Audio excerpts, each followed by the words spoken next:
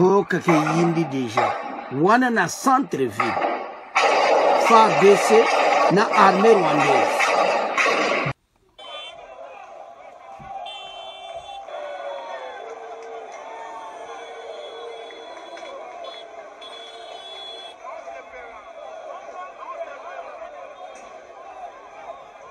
Tout cela, c'est que le Rwanda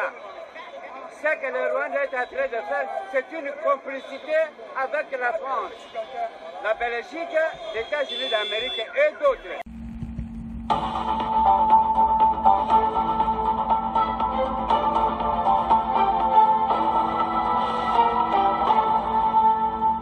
Bonsoir, bonsoir, bonjour, c'est Congo News 24.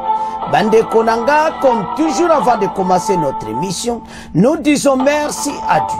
Nous disons merci à nos chers abonnés et téléspectateurs qui nous suivent partout dans le monde et en RDC. Bande Konanga, soyez les bienvenus. À la une, chers téléspectateurs, Bande Ko Obalubake Yindi, Nandenga Mukete, Oyokaka, le chef de l'État d'abord à Salaki réunion, cette fois-ci, na président ya Sénat, na président ya Assemblée nationale, na Premier ministre, réunion mosusu bande konanga pona koyeba akopesa meeting na ye sur l'état de la nation. Bande ko boko yokango ce soir. Alors, eza kosakana te passe mon konta mboka fa loba. Pona est, bato ba osale le côté, fatia a raison. Nakamweza mobulu. Alors le chef de l'État ko s'adresser à la nation ce soir. Bande ko za ko sangate makambo za minene. Alors kaka da point na bande ko premier point to ko kele directement na Goma et pas Bitumbe. Ça passe na Kinshasa oyo kaka le gouvernement regrette les attaques contre les missions diplomatiques. Ambassade de France a fait, ambassade des États-Unis a fait. Donc bango mi balé bato ba problème ezana moto ezopela. Et puis to ko loba. Ondembo so mona wana FARDC armée rwandaise wazalendo bandeko guerre ko sakana te en plein yokaka en plein ville de Goma et puis n'aéroport donc ozoyoka donc bitumba ko sakana ngote ndembo so mona na kwana na se donc ndenge zape na video donc oyokaka fe bitumba Goma oyokaka moto. Hein? Et puis, il y a un deuxième point, la sanction bandi. Bandeko, l'Allemagne condamne à suspendre mbalamo aide na Rwanda. A ABC avant de continuer aide na bino. Bobi jo armée na yo, bino nyonso bo quitter aide ici. Voilà décision y'Allemagne officiellement ABC Kagame que na suspendre ba aide nyonso. Yo na M23 bobima, sol ngozonga ba aide na biso. Binobo quitté dans le sol congolais. Bakati mbongo. Déjà, ebani ko soit Kagame. Mbongo Allemagne, bakati. Et maintenant, les 5 pays, au Batikali, bakodja décision encore le ce soir. Alors, neto loban émission, dont na 4 Nations Unies, et Zakotoka. Mais na 4 émissions, pour développer ma soul. Chers téléspectateurs, émission na bandi, et comme étant au sol ensemble, ma soul et mboka. Mokonza mboka a sélection réunion mususu bandiko cette fois-ci na ba caméra ba président ya Sénat et tout ça pona mboka na niveau ekomi sikoyo il faut ba yeba ndeni ba ko avancer na makambo oyo bandiko makama osakana te alors ba lobi kaka ba 5 kaka excuse d'ambassade pour peuple à na colère. Boa limbisa ndeni ba buki ba pi ba ambassade donc ozo kaka feu nde ba attaquer ba ambassade ba 5 excuse parce que peuple a démoralisé na ozo le kana est bozo ko pesa Kagame sanction ti les pays eza na problème alors peuple a tomboki et maintenant ba ambassade ya États-Unis za kokanga ambassade ya France za kokanga et salte lelo donc ba jisuka na mbutu makaba ko sakana te bo mona na émission wat to relaxa yango et puis après wana to ke directement na Goma et pas guerre zotoka oyo kaka bandeko en plein ville de Goma et puis n'aéroport to ko gaege o tezo salamana makamu oyo ba konji ba juba décision chef de l'état a opé ça message naï Bon comprendre les pays les attaqués. Et les Congolais il faut tous à l'ensemble. Bissonyoso. On a attaqué Goma. Bino le collabo sepela kada président Félix T et tout ça. Au lieu que bo sangana. Pona mboka. Bo bossa na makamba poste. Au président Boui. Où est attend biso sima FARDC. Je regrette le comportement de biso ba Congolais. Ce n'est pas possible. Le pays est en guerre. Alors, Fachi a oué sa nation comment le pays est attaqué. Et puis nini toko kendi après one. Voilà bandeko. Mokonza mboka akoloba penza. Alors, na message na la nation et kozala sur est de la RDC. Alors, maintenant asola ki na ba présent Sénat, présent Parlement, ba caméra et tout ça. Toyo kama solo ba sola ki. Après tokendi na Kinshasa et pelimba ambassade américaine France et pelimoto. Bandeko le chef de l'État na réunion na mesa na ba caméra. Masolo kaka pona makambo ya est. Tola na caméra na prema solo ndenga reporter bongo to avance.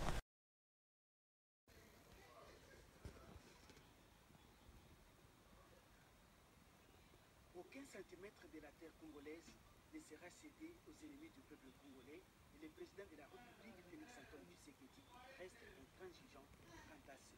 C'est le 27 janvier 2025 à son bureau africaine des chefs d'État additionnels consacrés à la situation de l'Est du pays, alors que l'FRDC de la bataille de la crise stabilité par les terroristes du M23 soutenu par l'armée rwandaise. Nous avons, comme vous vous en doutez, parlé essentiellement de la question à la République. C'était une évaluation de la situation qui prévaut à l'Est et particulièrement dans la ville de Goma.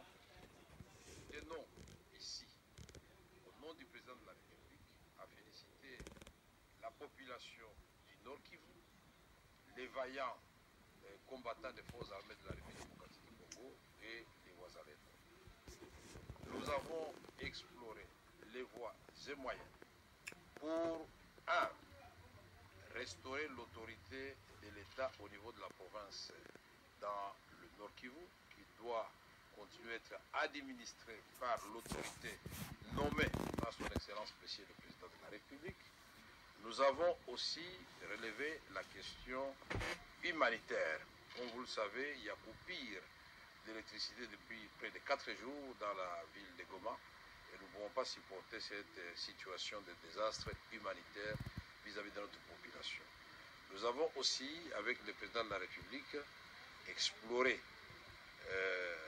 la voie des sorties des crises qui intègrent la question, le volet politique et le volet diplomatique. Et le contenu de ce plan de sortie de crise vous sera donné le moment venu. Enfin, nous vous informons que le président de la République, et c'est comme ça que nous n'entrons pas dans beaucoup de détails, va s'adresser à la nation. Pour l'heure, le peuple congolais est appelé à l'unité et au soutien du président de la République dans sa détermination de restaurer la dignité de tout le peuple congolais. Spontané décolère de la population, le ministre de la Communication Média était cet avant-midi l'invité de l'émission Notre Congo. Dans son message, Patrick Mouyaya a appelé à une mobilisation tous azimuts pour barrer la route à l'ennemi. On écoute un extrait de son intervention. Président assis à Télémi Naba Congolais Nyonson, Otozo Bundalelo, Pombo Canabiso et Téléma, tous à la locomotive, il y a continent africain Mobimba. D'abord, c'est remercier tous les Congolais, partout où ils se trouvent, en République démocratique du Congo ou ailleurs dans le monde. Remercier pour la mobilisation et le soutien en faveur de nos FARDC et de soutien et de solidarité en faveur de nos populations de Goma qui sont touchées. J'aimerais remercier les jeunes de Kinshasa qui se sont levés aujourd'hui spontanément pour marquer à leur manière la solidarité et le soutien aux forces armées et à toutes les personnes qui se déploient pour la restauration de la paix dans l'Est. Nous sommes très contents de voir que nous tous aujourd'hui, on a compris que cette guerre est faite à chaque Congolais où il se trouve, dans son âme, dans son corps et dans son esprit. C'est pour ça que dans la dimension des fronts, on rajoute les fronts spirituels. Voilà, très capital. Pour que les sangs de Congolais qui coulent puissent crier vengeance. Pour que tous les bourreaux du Congo, visibles et invisibles, puissent payer pour les crimes qu'ils commettent sur nos populations. Comment vous pouvez bombarder des populations qui sont déjà dans un camp des déplacés? Même ça n'a les pas de bébés. sens. bana mboka tolandi kamere toyoki ye donc sur esa edc badetail nyonso apesi te mais mboka bango nde bato baza président sénat donc premier ministre na président parlement institution na conseil supérieur ya magistrature oyo eza représenté na ferme mvonde donc pouvoir judiciaire na pouvoir nyonso exécutif na pouvoir législatif basangana ensemble na chef de l'état institution minene mpona kodwa badécision nde tokee na mboka fatia kovoka ibango. Alors maintenant makambo eza minene guerre à l'est ezotoka na Kinshasa balobi baambassade bino mpe bokovanda nyeti peuple atomboki na ndenge akosakana te parce que bakonzi bayebisi kaka bango kaka te parce que toza na kanda biso nyonso boza kokondane Kagame mozopesa sanction te banda bobanda alors que armée na bozo kokatisa epa na biso bokoyoka na deuxième point basanction ebandi nani abandi Allemagne afungoli nzela mpe alobi ke azosolola ba-États-Unis bango tu mpo oyo ezosalama na SADC eza mawa. Alors maintenant situation tozoloba sikoyo eza nini eza ke baambassade nyonso wana lokola bakokoprononce te bakongole balobi bokomona biso na porte na bino bokosala te lelo mardi ya lelo ambassade moko te efungwami mpe lobi na ndimi te bakofungola batie moto batie pine na ambassade ya France bapelisi ambassade États-Unis moto donc les ambassades a fait mpo bazali koyoka te sans plus tarder tolanda ndenge elekaki bongo to avance bandeko nde bomwana na se wana ambassade ya France na côté gauche ambassade États-Unis na côté droite pine moto ezopela na baporte ambassade ya France babuki bakoti babuki na baporte ambassade ya France a fait parce que bango bazokozwa la décision te. Le gouvernement regrette les attaques contre les missions diplomatiques à Kinshasa bazana chouati peuple azana colère basengi bango ka excuse parce que il fallait kakaboui ambassade à USA a fait ambassade à France a fait tolanda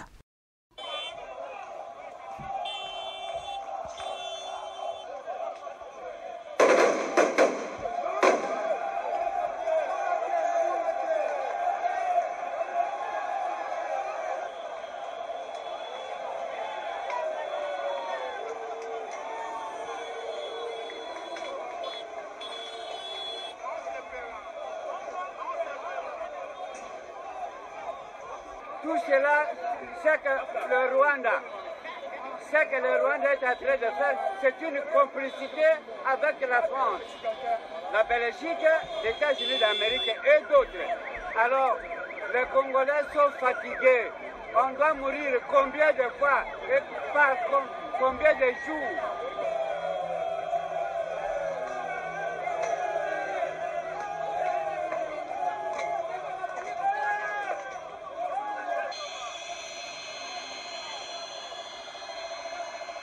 Nous revendiquons notre liberté sur notre sol, sur tous les plans. Et nous voulons que les rebelles qui se trouvent à l'est puissent quitter notre pays. Dans toute l'intégralité de la ville de Goma, qu'ils rentrent chez eux. Oh, siko bakote na kati ambassade amatif bapalola pena en tout cas donc bato basigné mabe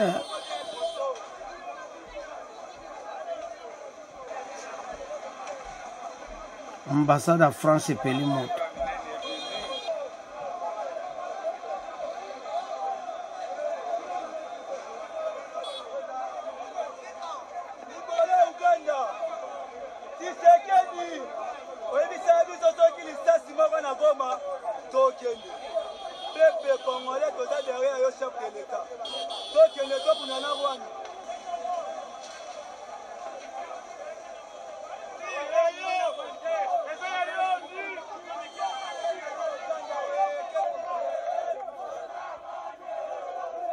ambassade ya France damone pena makambo na ye ya memi pena charge ya makambo tu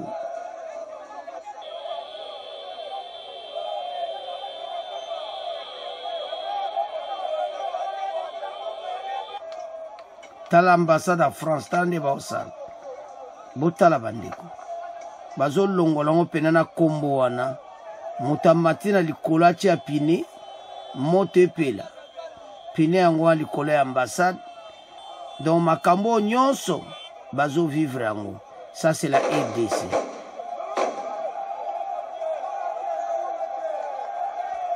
Bana mboka tolandi biso nyonso. Voilà.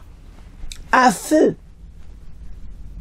Ambassade de France de mutamoni pena makambo na ye. Na ambassade des États-Unis bandeko bazo kota bazo buka. Bazo benga na bazo buka. Ba ambassade kangi. Bazo buka ba pina moto na ambassade. Sikoyo. Faut ezana. Bazo paye prix. Congolais za su Congolo boye baki wana te ayumati. Na lera Kabila. Congolo bazana lera fachi ba Congolais ba moni ba comprendre vérité za bazo landa nyonso information o tozo pesa bango direct bazo comprendre que za bongo. Bana mboka to sepeli bo musana Kinshasa. Parce les deux ambassades il y a France na États-Unis bango ni mutu bazo boma biso. Bo sali choix ya kitoko bo attaquer ka bo bazo sala biso mabe. Eza bango mibale. Ba peyo musu kutu bazo beta mo kara. Me bazo pesa ba biloko na Kagame ti.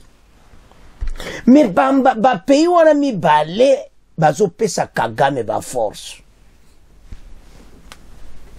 Donc aide au développement ya zwaka ba peyo wana tu ba pesa Kagame mbongo. Et maintenant Allemagne akati a pesa di soutien.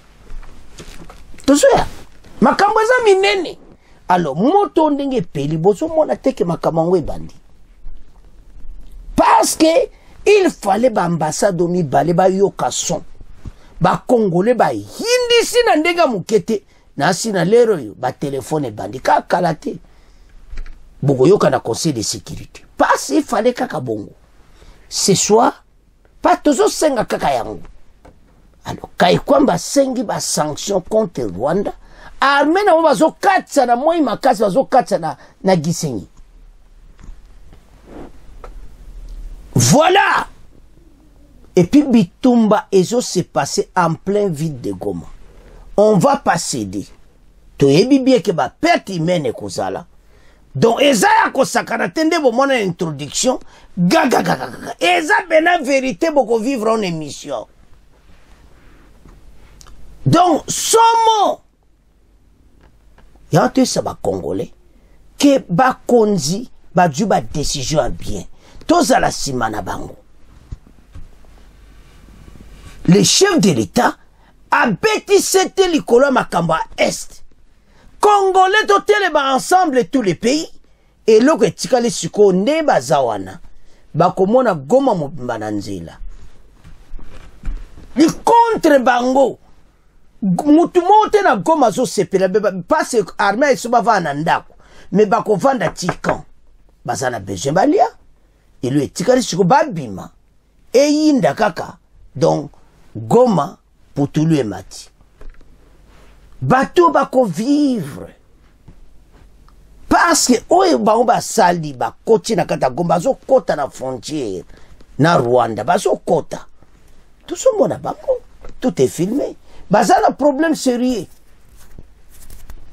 baye ko envahir un état kaka nde Hitler asalaka nde bango pe basali Kagame obima Hitler Afrique mais akosuka akovivre yango bato bazo supporter bayoki son ya ba Congolais wana totika ngona bino toke na guerre mena à l'aéroport et na kati ya centre-ville bande ko biloko zo beta na kati ya centre-ville na aéroport guerre ko sakana te obo mona kinde to tsaki na introduction kaka wana eza pena na kati ya centre-ville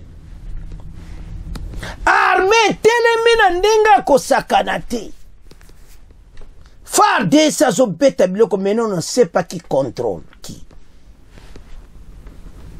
bitumba ezo salama mais biso tozo contrôler 80%. Bogoyoka la revue de la presse. Donc tozo contrôler mboka. Tozala na kimia, be mission tozo eza ba vérité to tiela bino na RTNC pas opesa partout en plein terrain de tozo gagner guerre. Congolais keba na ben formation à lokuta. Yesa monia nyoso na s'abonner ta la émission ya na Congo News 24. Et ça donc tozo pesa pena biloko ya vrai pe match tozo gagner.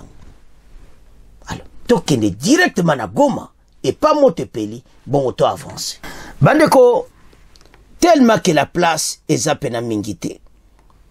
Do bekri pena mingité mais oyo kaka la guerre en plein Goma. Guerre ezo salama ko sakanati. Donc Goma monte ezo pela. Donc la ville de Goma réveille avec des détonations. Bitumba ezaya ko sakanati. Et puis tous ceux qui savent que nous allons gagner cette guerre. Situation tozanango ezaya ko sakanati. Pour bato yo bazo sakana na bisu. Bazo kwa kopesa Kagame sanction ti. Et mener comme temps, bako djoa sanction. Yako sakanati. Parce que dans moment tozali, et comme moment oyo biso nsto telema, parce que ndeto lobawa, makambuza yako yinda yako sakanati. Parce que so zotala. Ba décision banda. Parce que ba décision oye minene tonto mona. Makambo eza ko sakanate pas citation to zalango ezali il faut bateau yo babimisa armée na baona RDC bazala situation difficile pour le moment département américain ba lobby mais biso to continuer ko bunda processus de Luanda to ko kende ti avant to kende bo pesa Kagame ba sanction guerre en plein Goma eza makambo eza ko sakanate. Parce qu'il y a un monde qui n'est pas au monde quand on a l'ambassade déjà fermée, à feu. Parce que bateau yo, baza bateau mabi. Biso koto yo, oyo kaka, tozako, vivre ma situation en boy, mais bango. Baso qui pète. Les gens meurent. Baso mona, notre pays. Bitumba, la poursuite des combats à Goma. Donc, ezali makamba ko sakanati. Donc, Goma penando yo kaka bitumbe zo tokande bozo mwana wana bazo kota na ba building donc na kati aéroport donc match eza ko sakanati. Yango tina biso le toyesa ba Congolais nde bozo mwana ala une la poursuite des combats à Goma. Donc, ezapena donc beaucoup vivre en Angola. Tolanda, d'abord la revue de la presse, on n'engage les kaki. Après, na suka wana beaucoup mona ndenini, masa sezo beta manakati ya. Ya Goma na ndenga ko sakanati. Parce que makambo oyo il fallait zala kakaboui. À l'absence d'informations des sources sur place est toujours aussi difficile. Osomona bande qu'on a distingué na makambo nyonso ndenge ezoleka. Alors bango bakanisaki Goma est tombé parce que na Rwanda ba annoncer yango alors que ça bongo te. Bazata na plastique et loko o bazoluka ba négociation au DP direct avec le gouvernement congolais yango na bakota ke na Goma eko simbate biso babima nanu so balingi to solola. Osomona. Alors maintenant match ezobeta boyo kandire ka Kivu bato bazana Goma bazoloba ndenge ville makambo ezoleka. Alors Bexro nyonso tolanda yango calmement parce que ndenge toloba awa oyo kakasuka bandeko na ngai makambo eza ya kosakana ti toyoka Bexre ya ndenge na ndenge pe to comprendre que oui eza ya koyinda. Alors sans plus tarder tolanda Bexre oyo bongo to avance. Bonsoir à tous et bienvenue à ce journal. Un calme relatif s'observe en ce début de soirée dans la ville de Goma au Nord Kivu après des détonations d'armes entendues dans la journée dans une partie de la ville, notamment autour de l'aéroport. Selon des sources concordantes, des coups de feu ont sensiblement diminué, mais la grande question demeure, celle de savoir qui contrôle réellement la ville de Goma. Écoutons plutôt un acteur de la société civile de Goma qui nous explique la situation actuelle. Il est joint par Grâce Hamzati. Nous sommes vraiment menacés dans beaucoup de sens, nos populations de la ville de Goma, à présent dans notre ville ici. Ils sont visibles en masse dans beaucoup de quartiers de la ville de Goma. Ils avaient des espions déjà dans la ville de Goma. Et ce sont eux qui sont en train de sortir pour les accueillir. Mais les vraies populations de la ville de Goma, ils sont encore dans des maisons, tout en s'inquiétant. Ils vont manger quoi? Est-ce qu'ils auront l'internet? Est-ce qu'ils auront de l'eau à boire? C'est ça le grand problème que nous sommes en train de voir dans la ville de Goma. Il y a certains militaires des M23 qui sont venus de la grande barrière au niveau du Rwanda. Il y a certains qui sont venus au niveau du quartier Kahembe, à la limite du Rwanda et notre ville de Goma. L'inquiétude, c'est quoi, monsieur le journaliste? Vous savez que dans la ville de Goma, nous avons Wazalendo, nous avons FARDC. D'où, lorsque c'est en train de faire de ratissage, même les innocents seront des victimes. Voilà la raison pour laquelle nous sommes en train de faire toujours appel à la MONUSCO, à la communauté internationale, de venir la population de la ville de Goma en aide parce que nous sommes dans des besoins urgents, nous sommes insécurisés. Alors que les combats entre les FARDC et leurs alliés Wazalendo contre le 1-23 appuyés par le Rwanda se poursuivent pour le contrôle de Goma, la ville traverse une crise sans précédent. Privée d'eau et d'électricité depuis 5 jours, des millions d'habitants qui se sont cachés dans leurs maisons ainsi que des déplacés luttent pour leur survie. Les coups de force de l'armée rwandaise pour la prise de la ville de Goma, déjouée par les FARDC et les Wazalendo depuis hier soir, la ville est passée sous contrôle de FARDC. L'armée nationale a repris le contrôle de 80% de la ville, notamment l'RTNC et l'aéroport de Goma. Le meeting de ce rebelle a été même annulé suite au revers subi par l'armée congolaise. De précision apportée par Mondo Nzangi, ministre du Développement rural, qui se trouve sur place. Il a été interrogé par nos confrères de la radio Top Congo. On l'écoute. Goma, en tout cas à 18h, c'est que l'armée a le contrôle de 80% de la ville. Le M23 ne se retrouverait que sur quelques endroits, notamment au niveau du Goma. Mais tout le reste de la ville est contrôlé par l'armée. C'est une occasion pour nous de saluer ce comportement héroïque que notre armée et le Wazalendo affichent à ce moment dans la ville. Comme vous le savez, il était prévu aujourd'hui que Corneille Nangaa fasse un meeting à 10h dans le stade. Je crois que pour la première fois, les Rwandais ont reçu le revers par l'héroïsme de FARDC qui sont battus corps et âme dans la ville de Goma. Quelle est la situation de Majengo? Elle est contenue par les FARDC, Majengo, Mabangano, la situation elle est plus ou moins stabilisée puisqu'il n'y a même plus de tirs sporadiques. Par contre, dans d'autres quartiers, les M23 sont infiltrés de gauche et droite, il y a encore des coups sporadiques de FARDC. On a appris qu'il y avait certains qui étaient rendus à la MONUSCO, les éléments des FARDC, d'autres qui avaient traversé pour Gisenyi. Ça se passe comment là-bas? C'est vrai, il y a quelques éléments qui s'étaient rendus au niveau de la MONUSCO.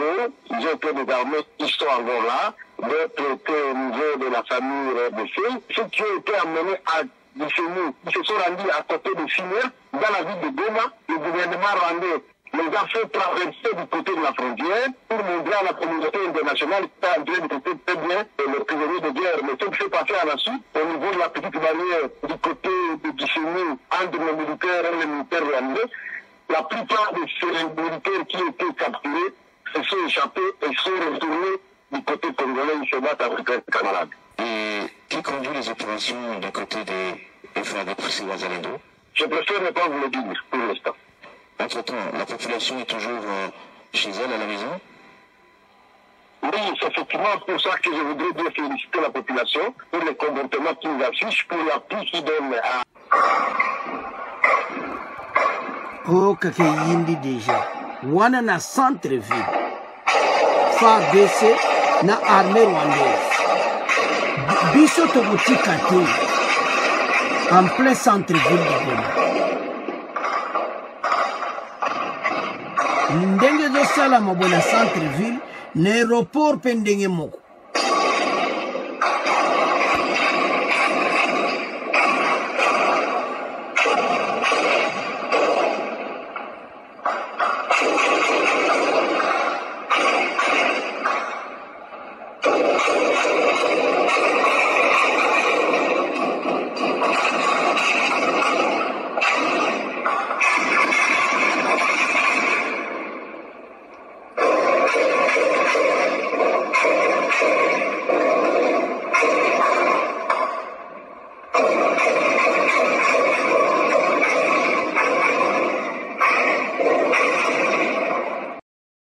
Andeko tolandi, la guerre en plein Goma eza kotoka. Toyoki ndeko na société civile. Toyoki ndenga zo bakena zale antwara kata nda kutu bato musuano bakene kwa kezona. Abibiso na kata Goma toza situation difficile bakangami. Kure zati, mai mobulu, et puis biloko sikobo comprendre que bitumbe toka na kata city. Tolobaki yango que la communauté internationale ekokute bango mabe parce que bako bima e mwani peta facha revese bango penati. Taloba osala biso. Bazo respecter intégrité territoriale te, bazo kwa kopesa bango sanction te, et zo mo le quoi la communauté internationale baza contre la EDC. C'est l'armée rwandaise.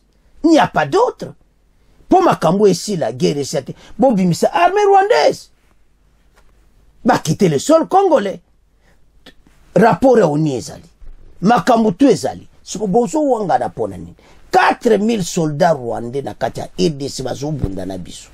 Et puis bango ba yebi yango bien.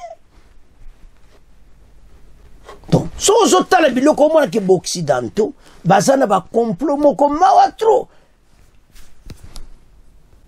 Ezo sala soni pe mawa na bateau comportement na bango. Yo Congolais place oza, olandi be extro nyonso zo sani. Telema pona mboka. Et c'est souma kamarosa à gauche, droite. Le pays est attaqué. Bolandi batu nyonso, bolandi neni FARDC za na contrôle la mboka. 80% comme ça na mboka FARDC. Bon ba sana une partie bazo tchaba makelele. Et tu vas continuer Goma pour négocier na nani. La fin de Kagame. Ako négocier na mututi, toko benga na bango. À l'aéroport, bazo kosa, bandiko, oibike, soki tabola d'information wa, ba mensonge à Kagame. Oh, ba botoli aéroport à Goma, wapi aéroport ba botoli. Samedi al na kati aéroport. Monusco bazana kati aéroport. FARDC zo bunde aux alentours du aéroport. Musika doyo kaka kote ba kometa kota pisete bazana libande aéroport bazo bunda bazana place ko lekati peto kotike la bangoti tato tala biloko bozo mona situation ndengizali to telema to bunda to bengana batu ils vont partir FARDC abunda jusqu'au sacrifice suprême. Donc, ezama kamo kututi auto que de gauche, droite, d'autoza na force, pays eza ko avancer, toza na nyonso. Ba on ba kati limier ba kantini biso za na ba ni ba panneau solaire, FARDC za na nyonso. Oh, l'oublo to ba osala bango mon konde ba koza na pasi. Toza na panneau solaire après courant plat toza bazo charger biloko tout ba arme biloko tout tozo bunda batu mwebo yeba makambo zo lekana Goma te fo bozana nde twisi to tieli bino moto na kata Goma zo loba tolandi biso nyonso ministre sérieux aza na Goma aza koexplike ye moko Moindo Nzangi aza na kati ya Goma moto abotoli Goma aza te tozali kama kobanga te baza wana FARDC azoprotege baza wana donc toza 80% eloko nde tobundeza nde aéroport bitumba ezosalama niveau aéroport toza na contrôle nyonso bazokosami babotoli RTNC babotoli aéroport mensonge tosibengana ye bango botata yebisa banya nyonso bayawa parce kaka nga na lobi te okoyoka parce eza te kaka nga na zoloba mais olanda yo moko pour comprendre tozopesa bino vraie information situation na Goma ebele bazoyeba vraie info te bazopesa wana kotia peuple na mobulu toza na contrôle à Goma bitumba ezokontinue bandeko na biso mosuku bazo na Kiseni tozobeta bo masasi na Kiseni kapoto l'action ke bino be boza tranquille te na mboka wana Kiseni ya Rwanda tout basi bakimi oza frontière na Goma bakimi bango tout eza vide yanto esa congolais totelema ensemble pour ce pays tobunda chef de l'état a lobby pays oyo eza pays na biso tout a tourné autour de l'Est de la RDC déterminé. Il y a intégrité territoriale à RDC à respecter. Congolo Zawapi, Lamuka.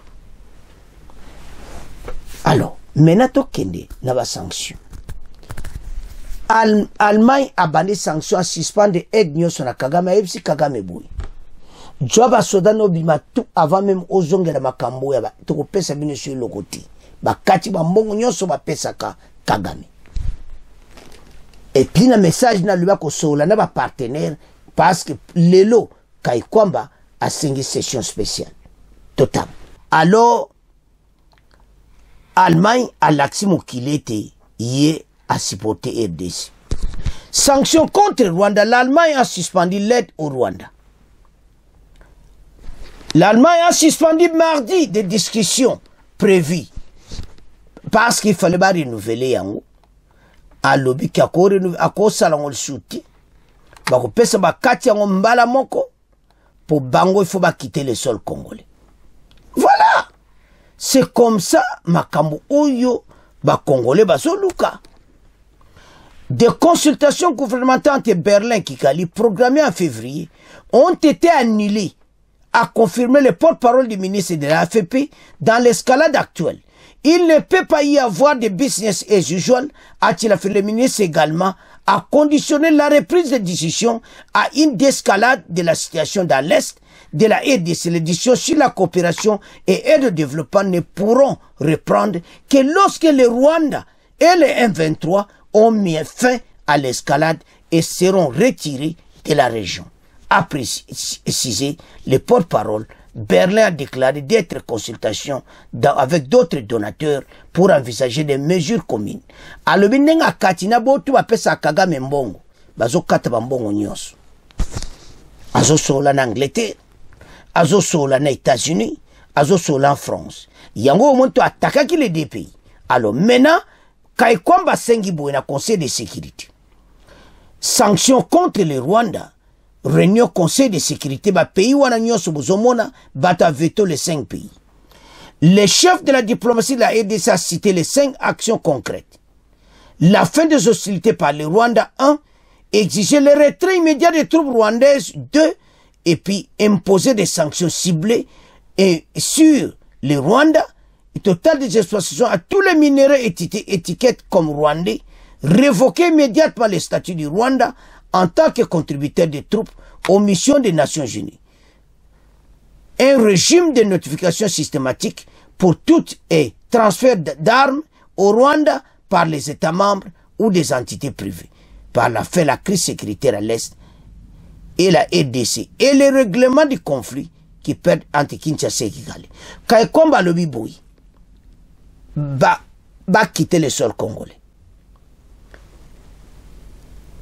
Bitumba ekoza le shooter et puis va pesa Kagame sanction, embargo na ba armes azo su ba arme ti ba pays nyonso ba suspendre.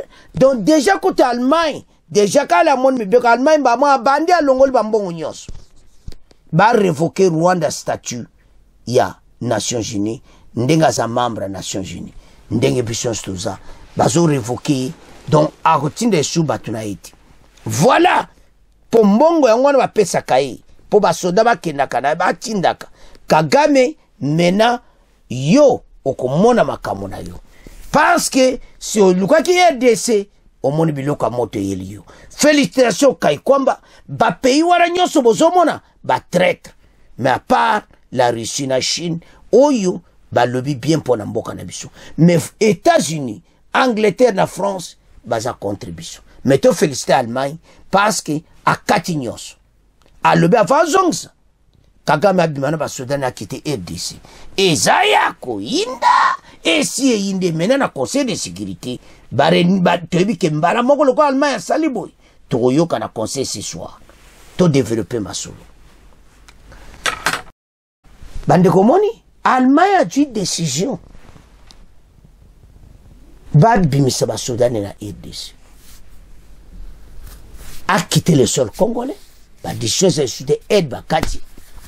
Et maintenant, à l'OBBC, c'est cause à soutenir Rwanda, Allemagne. Ba katinyoso, mbongo wana. Et maintenant, azo soulana ba ninganaï. Parce que le conseil de sécurité.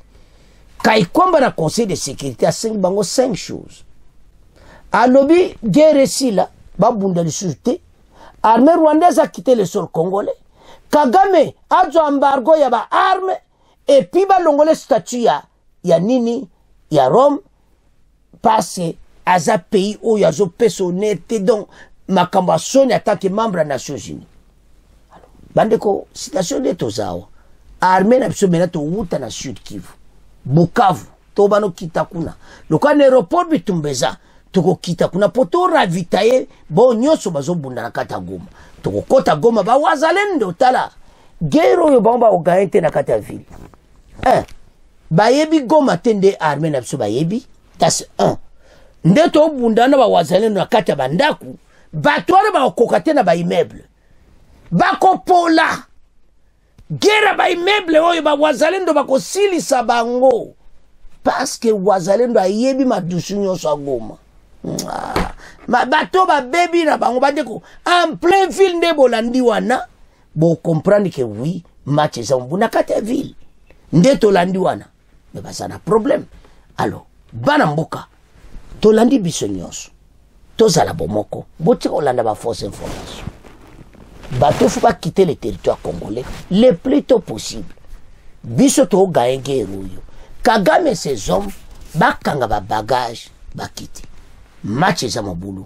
Alors chers téléspectateurs et comme temps où les Congolais nyonso comprendre que notre pays le londe to bani ko twa mboka na maboko. Bon féliciter le gouvernement, on va résister à la menace, va coopérer na Kagame. Toko coopérer na ba M23 ti. Ba tchika makolo na Goma bwelo alwoso le noto négocier. Ndana ko négocier na yo. Toko benga na yo na Goma. Tozana posa na binote. Ba Congolais bolandi nyonso makambo na zolo ba tozana raison que tozana position de force 80% ya Goma ezana maboko a FARDC inoke une partie na coin place baza place bitumbe toka to lukisa bango pele wazalendo bazo sala grama solo tala bandeko bitumbe zo toka na ndenga mukite mais maweza que maezati courant il faut ba luka ezonga ba luka ndeni bakosala le plus tôt possible. Bazong sa courant, gaz, place bakataki, ba okende bazong sa tout, mais ba bunda ba bengana ses ennemis côté place à courant zali. Et nous allons nous battre pour libérer cette ville. Courant ko zonga. Bateau baza batu mabei. Ba démon vivant bateau. Yanga bima Hitler na kati Afrique. Ah mais on a un problème sur lui. Alors, bitumba lokole komi ya moko na kata cité. Donc, on va le bakese yindi, biso to gaye match, biso to yimboka. Yo yimboka, tozo magana kone vite koto wana bakota kabo. Tango ma koto za lisasi. Bako sila.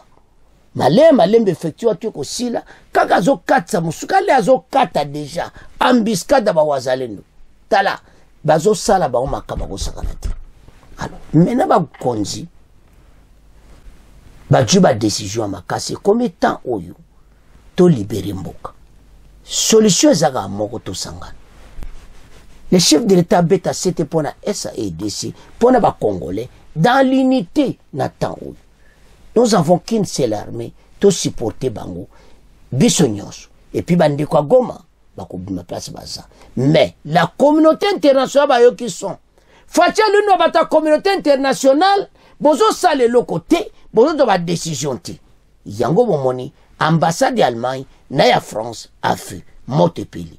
Alors, Banamboka, de comme on a fait mission, sanction bandi, Karate Kagame, à cause de la genou. C'est à ce point que je clôturer mission à Bissou.